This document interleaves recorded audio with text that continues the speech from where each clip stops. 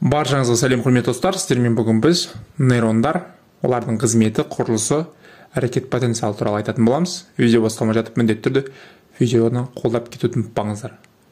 Ал енді бастайық. Жалпы нейрондар бұл жүйке жүйесінің ең кіші функционалдық бірлігі.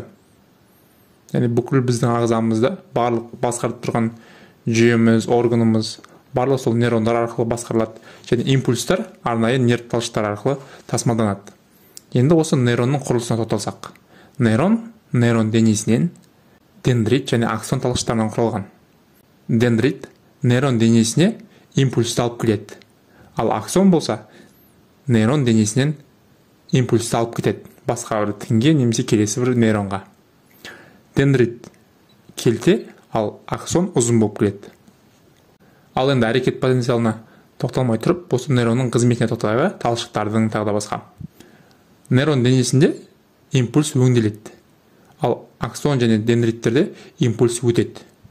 Ал әрекет потенциалы осы аксондарда, дендриттерде қажет болады. Енді қарайық.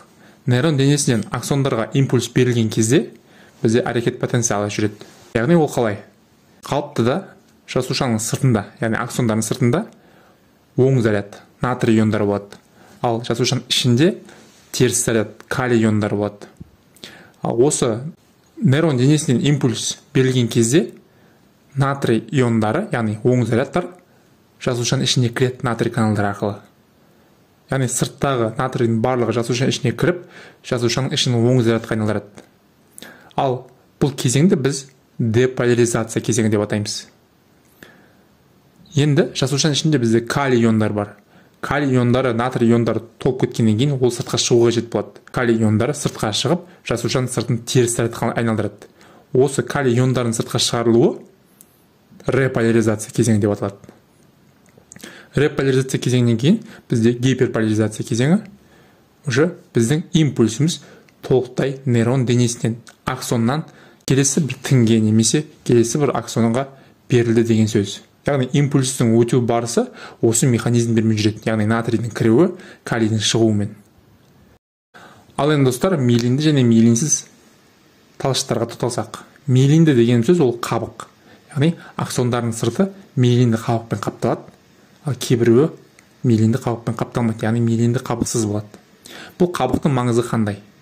Ол қабық аксон денесінен импульстің жылдам өтуін қамтамасыз етеді.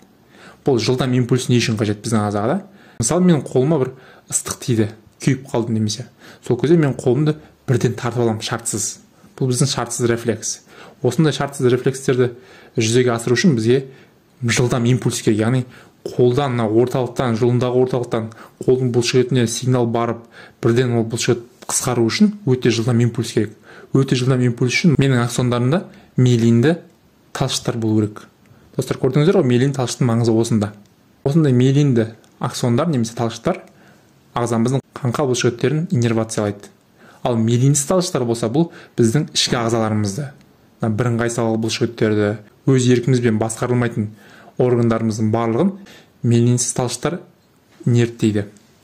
Себебі олар тұрақты импульспен қамтамасыз етіледі. Жай баяу импульс өткенімен олар сол өздерінің жұмысын жаяу атқарып отыра береді.